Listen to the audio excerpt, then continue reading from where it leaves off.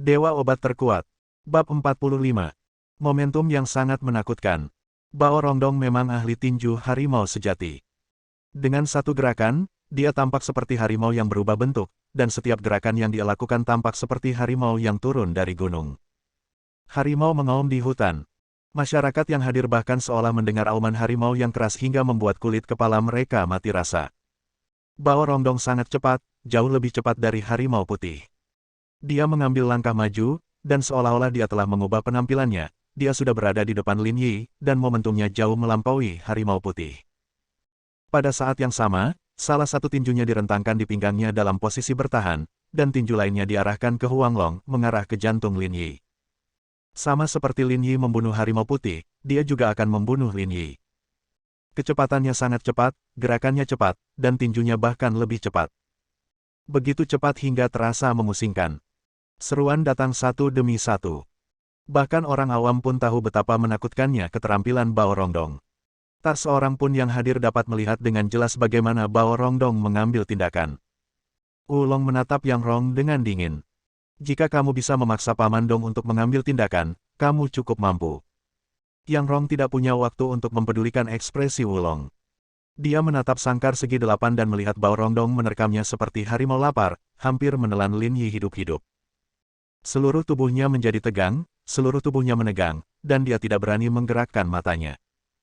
Semua ini terjadi, tetapi dalam sekejap mata, Bao Rongdong telah tiba di depan Lin Yi. Matanya menatap Lin Yi, dan niat membunuhnya tampaknya telah memadat, terkunci erat pada Lin Yi. Mati. Bao Rongdong meraung dengan momentum yang luar biasa.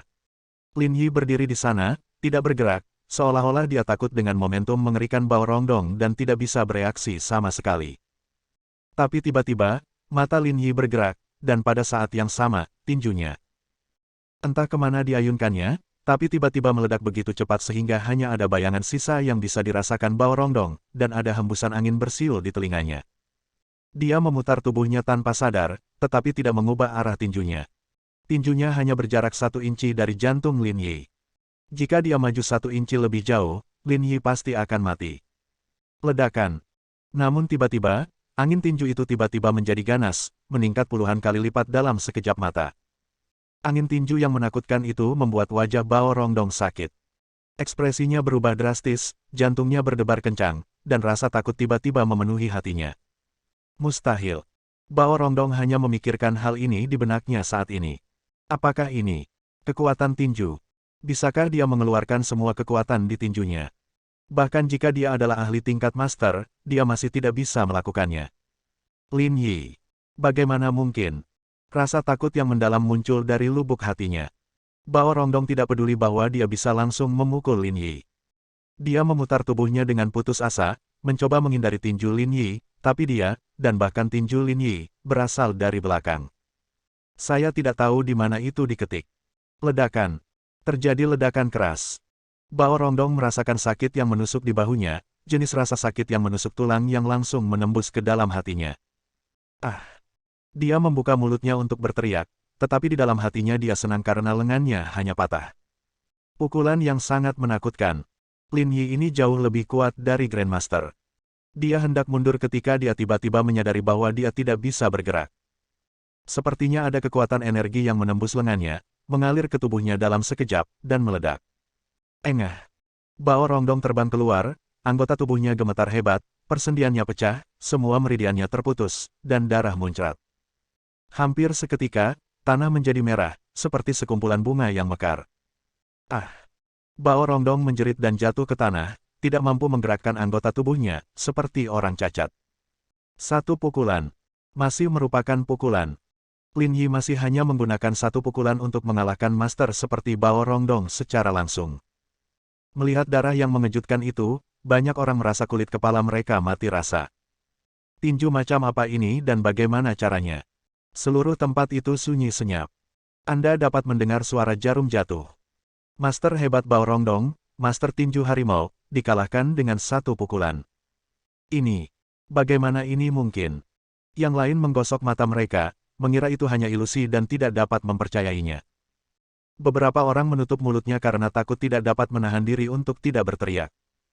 Ada juga orang yang gemetaran, kulit kepala mati rasa, dan hampir pecah. Tinju yang mengerikan. Entah siapa yang berteriak, dan tempat itu tiba-tiba menjadi berisik lagi, terutama para pemuda yang wajahnya memerah karena kegirangan. Sungguh perjalanan yang berharga untuk menyaksikan pertempuran seru malam ini. Yang Rong benar-benar mati rasa. Dia tahu bahwa Lin Yi sangat kuat, tetapi dia tidak menyangka bahwa dia akan begitu kuat. Kekuatan pukulan ini melebihi pengetahuannya. Apakah ini sesuatu yang bisa dilakukan manusia? Wulong tidak bisa duduk diam untuk waktu yang lama, dia berdiri di sana, wajahnya menjadi pucat, dan ekspresi bangganya sekarang menghilang tanpa jejak. Harimau putih sudah mati. Bao Rongdong tidak berguna. Dia merasa seperti dia masih di surga sekarang, menunggu untuk melihat orang-orang Yang Rong mati secara tragis, menunggu untuk memanen semua yang dimiliki Yang Rong, tetapi dalam sekejap, dia kalah. Sungguh suatu kerugian yang menyedihkan. Wulong bergidik, rambutnya yang berantakan menjadi lebih dekaden, dan dia hampir jatuh ke tanah. Penyelesaian. Dia sudah selesai. Dalam sangkar segi 8. Lin Yi berjalan ke arah Bao Rongdong, menundukkan kepalanya, dan menatapnya. Potong meridian di anggota tubuhmu dan berhentilah menyakiti orang lain. Anda. Bibir Bao Rongdong bergetar, matanya penuh ketakutan, siapa kamu? Sangat buruk. Ada jarum di tangan Lin Yi. Jarum gas. Hanya beberapa jarum ki yang membuka kulitnya dalam sekejap, memungkinkan pukulannya menembus dengan kekuatan besar, mematahkan meridian anggota tubuhnya. Di seluruh dunia seni bela diri, dia belum pernah mendengar ada orang yang memiliki kemampuan seperti itu. Tubuh Bao Rongdong bergerak-gerak, dan dia tahu bahwa hidupnya telah berakhir. Lin Yi mengabaikannya, berbalik, berjalan turun dari sangkar segi 8, dan berjalan ke Yang Rong. Tuan Lin. Yang Rong begitu bersemangat hingga dia bernapas dengan cepat dan bahkan tidak dapat berbicara. Apakah mobilnya sudah siap? Lin Yi bertanya, kirim saya ke Hotel Bin Hai. Baiklah, siap. Yang Rong terkejut dan berkata dengan tergesa-gesa. Dia awalnya berencana mengirim Lin Yi pergi untuk menghindari kematian di kandang segi 8, tapi dia tidak pernah berpikir. Lin Yi tidak mengatakan apa-apa, tetapi berbalik untuk melihat ke arah Ye Xihan, yang terkejut sampai mati rasa dan sudah lama tidak sadar. Apakah kamu ikut denganku atau pulang? Mata Ye Xihan sedikit kusam, dan jiwanya sepertinya telah terbang dan belum pulih. Aku akan mengikutimu, katanya dengan santai. Lin mengangguk dan menarik Ye Xihan pergi. Begitu dia pergi, seluruh tempat menjadi sangat gembira. Siapa orang itu tadi? Luar biasa. Siapa namanya? Saya ingin menjadikannya sebagai guru saya, dan saya dapat membayarnya sejumlah uang. Kerumunan itu berisik. Tapi Yang Rong tidak lagi mempedulikan hal ini. Dia berjalan ke arah Wulong, menghilangkan kekecewaan dan ketidakberdayaan sebelumnya, wajahnya penuh musim semi, kepalanya sedikit terangkat, dan momentumnya luar biasa. Aku memberimu kesempatan, tapi kamu tidak menghargainya. Yang Rong berkata dengan ringan, saya menerima semua yang Anda lakukan. Bab 46. Wulong, yang berdiri di sana, sepertinya kehabisan jiwanya dalam sekejap. Sudah selesai, dia sudah selesai sepenuhnya, dia kehilangan segalanya dalam sekejap. Bahkan master tingkat master seperti Bao Rongdong telah dikalahkan, apalagi yang bisa dia lakukan. Anda. Wulong mengangkat kepalanya dan menatap Yang Rong, jangan bangga. Bentak. Yang Rong mengangkat tangannya dan menamparkan wajah Wulong dengan keras. Tamparan ini karena kata-kata kasarmu. Sebelum pertandingan tinju Wulong, dia bahkan mengucapkan kata-kata liar tentang tidak menghormati ibu Yang Rong. Beri kamu 3 hari untuk menyerahkan semuanya dan keluar dari Tianhai. Yang Rong sama sekali tidak sopan. Tanpa melihat ke arah Wulong lagi, dia berbalik dan pergi. Di belakangnya, tidak ada satupun kelompok bos bawah tanah yang berbicara. Ini adalah aturannya. Jika Yang Rong kalah, maka orang yang seperti anjing tersesat sekarang adalah Yang Rong. Dunia bawah tanah selalu kejam, dan tidak ada yang tahu kapan giliran mereka.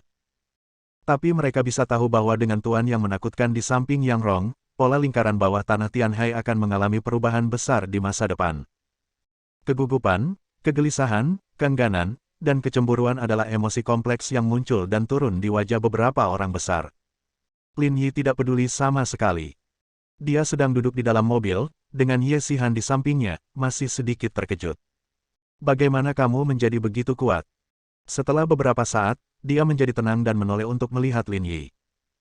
Kesan Lin Yi jelas tidak seperti ini, jadi dia bertanya-tanya apakah pria di depannya adalah orang lain yang berpura-pura menjadi orang lain. Kamu bertanya terakhir kali. Lin Yi berkata. Terakhir kali di bar, Ye Xihan sudah ketakutan saat Lin memukuli saudara Mao dan yang lainnya. Tapi para bajingan itu hanyalah bajingan tingkat terendah, mereka hanya menganggur dan lebih biadab dari yang lain. Inilah master sejati saat ini. Apalagi itu benar-benar bisa membunuh orang. Apakah kamu benar-benar Lin Yi? Ye Xihan bertanya lagi. Lin Yi tidak menjawab, hanya mengangguk. Ini adalah jawaban yang paling pasti. Ye Xihan tidak bertanya lagi, seolah dia sedang melamun, menundukkan kepalanya dan berhenti berbicara. Mobil dengan cepat melaju ke Hotel Binhai. Tuan Lin, kami sudah sampai.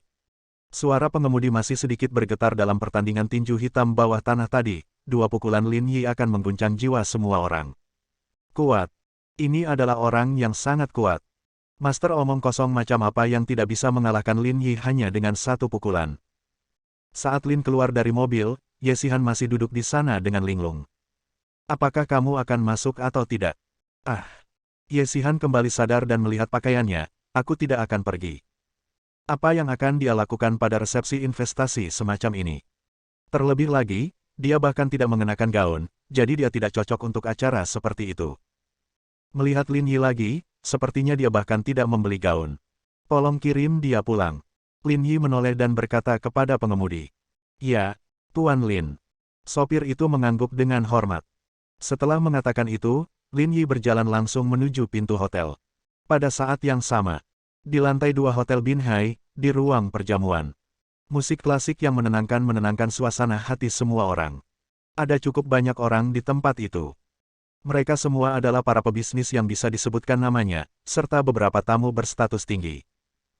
Liu Qing mengadakan resepsi investasi ini tidak hanya untuk menarik investasi ke Tianhai, tetapi juga untuk menyediakan platform sehingga para pengusaha ini dapat memiliki kesempatan untuk berkomunikasi. Bagaimanapun, di Tianhai, keberadaan keluarga Liu sendiri merupakan rekrutmen, dan reputasi Liu Qing cukup besar. Ye Qianxue tidak menyangka akan ada begitu banyak orang yang datang. Kecuali beberapa bos familiar di Tianhai, tampaknya lebih banyak dari mereka yang berasal dari tempat lain, seperti kota provinsi atau provinsi lain. Sebelum Liu Qing datang, dia bertukar salam dengan beberapa kenalannya, lalu duduk di samping dengan segelas wine di tangan, tidak sengaja mencari siapapun untuk diajak ngobrol. Kenapa Lin Yi belum datang? Ye Qianxue melirik ke arah waktu. Resepsi telah dimulai, tapi Lin Yi tidak terlihat. Memikirkan Lin Yi, suasana hati Ye Qianxue sedikit rumit. Dia tidak tahu bagaimana dia harus memperlakukan Lin Yi sekarang. Dia terus berkata bahwa dia akan menggantikan Lin Yi dan melindunginya serta merawatnya selama 6 tahun yang dia habiskan di penjara. Tapi sejak kembalinya Lin Yi hingga sekarang, dia masih melindungi dirinya sendiri. Dia merasa dia sedikit konyol. Nona, bolehkah saya mengajak Anda berdansa? Tiba-tiba, suara yang dalam terdengar dari telingaku. Ye Qianxue mengangkat kepalanya dan melihatnya. Dia adalah seorang pemuda yang sangat tampan. Dia mengenakan setelan Armani, yang melengkapi sosoknya dengan baik. Dia sopan, tersenyum, mengulurkan tangan, dan mengundang Ye Qianxue menari dengan kemurahan hati yang luar biasa. Maaf, aku punya pasangan dansa. Ye Qianxue sedikit mengangguk dan menolak. Ia tidak terbiasa terlalu dekat dengan orang asing, apalagi menari, perilaku yang sedikit mesra. Tapi aku tidak melihat rekan dansamu. Pria itu tersenyum dan tidak keberatan ditolak, tapi dia juga tidak menyerah. Lagi pula, menurutku, kalau dilihat dari keseluruhan resepsi, sepertinya tidak ada seorang pun yang memenuhi syarat untuk menjadi rekan dansamu, nona muda, kan? Implikasinya adalah dialah satu-satunya yang layak mendapatkannya. Ye Qianxue memahami arti kata-katanya, dan tidak secara belak-belakan mengatakan bahwa pihak lain terlalu percaya diri, tetapi tetap menolak dengan sopan, maaf, saya punya pasangan dansa, dan dia memiliki temperamen yang buruk. Setelah ditolak untuk kedua kalinya, wajah pria itu sedikit berubah dan dia menarik tangannya. Nona Ye, tolong perkenalkan diri Anda. Pria itu berdiri tegak dan memandang Ye Qianxue dengan merendahkan. Suaranya kurang sopan dan lebih merendahkan, nama saya Sulang. Saya berasal dari ibu kota provinsi. Liu Qing, yang mengadakan pameran investasi, ada hubungannya dengan saya. Sulang mengungkapkan identitasnya dalam satu kalimat. Dan Liu Qing adalah kerabatnya, jadi dia hanya bisa menduduki peringkat terakhir. Halo. Ye Qianxue hanya mengangguk tanpa perubahan ekspresi apapun. Pihak lain mengetahui bahwa nama belakangnya adalah Ye, jadi dia bahkan tidak perlu memperkenalkan dirinya. Dia telah bertemu begitu banyak orang yang berinisiatif untuk memulai percakapan ketika dia masih di sekolah, dan dia sudah lama kebal terhadap mereka. Ia semakin muak dengan orang yang sering mengkhianati latar belakang keluarganya. Melihat reaksi Ye Qiansui, Su Lang tertegun sejenak, tampak sedikit terkejut. Bahkan di ibu kota provinsi, jika dia menyebutkan nama dan latar belakang keluarganya, sikap orang lain akan langsung berubah. Di Tianhe ini, dia telah jatuh cinta dengan seorang wanita, dan dia harus diabaikan seperti ini. Nona Ye, kamu bertindak terlalu jauh. Su Lang mengerutkan kening. Dia hanya menanyakan nama Ye Qiansui dan memutuskan untuk menemaninya malam ini. Siapa sangka ketika dia secara pribadi mengundang Ye Qiansui untuk berdansa, dia akan menolaknya 2 kali. Saya punya pasangan dansa. Ini ketiga kalinya saya mengatakannya. Silakan cari orang lain. Ye Qiansui berkata, mereka lebih cocok menjadi rekan dansamu. Ini adalah penolakan ketiga. Wajah Su Lang tiba-tiba menjadi gelap, dan tidak ada jejak sikap sopan. Dia ditolak oleh Ye Qiansui 3 kali berturut-turut. Jika tersiar kabar, bukankah Su Lang akan ditertawakan sampai mati? Ye Qiansui, jika kamu tidak makan roti panggang, kamu akan dihukum dengan minuman. Setelah mengatakan itu, Su Lang tiba-tiba mengulurkan tangan dan meraih Ye Qiansui. Malam ini, kamu harus berdansa denganku. Berangkat. Sebelum Ye Qiansui bisa meronta, sebuah suara datang dari pintu, kamu tidak bisa mengambil tangan ini kembali malam ini. Bersambung.